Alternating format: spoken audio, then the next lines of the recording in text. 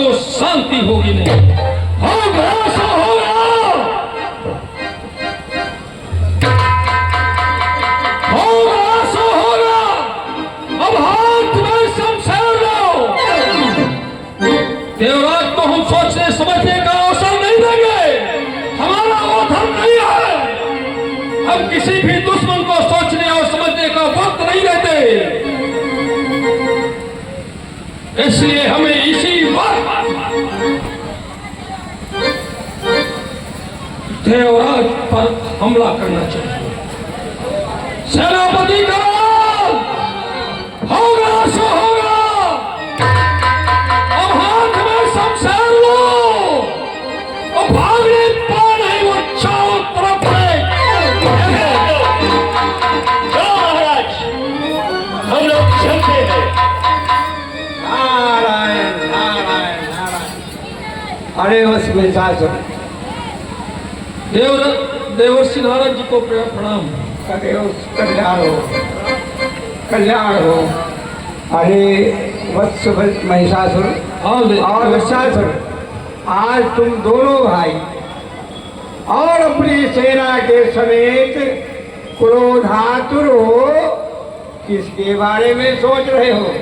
ये तो आपको भी विदित होगा, क्योंकि आप तो सर्वत्र टहलते रहते हैं। क्या आपको यह नहीं विदित है कि देवराज इंद्र ने अन्यायपूर्वक हमारे पिता का वध किया? हाँ, जानता हूँ, लेकिन देवराज ने अन्यायपूर्वक तुम्हारे पिता का वध किया है। फिर हम उस देवराज को कैसे माफ कर सकते हैं? नारायण नारायण।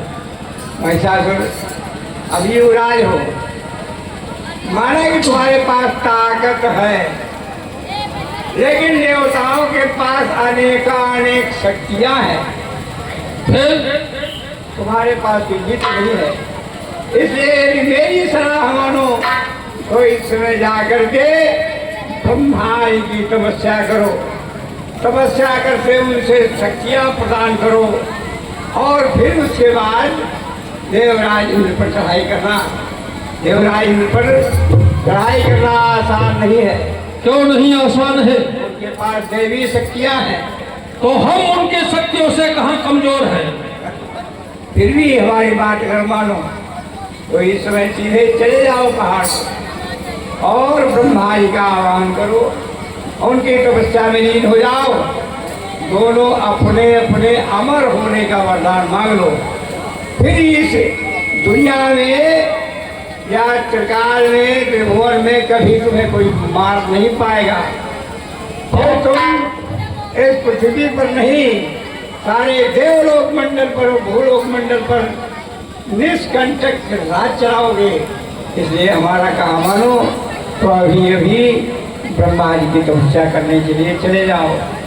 शंकर जी की तपस्या करो, ब्रह्मा जी की नहीं, क्योंकि शंकर जी भोले भाले हैं, अपना सब कुछ न्यौछावर कर देते हैं।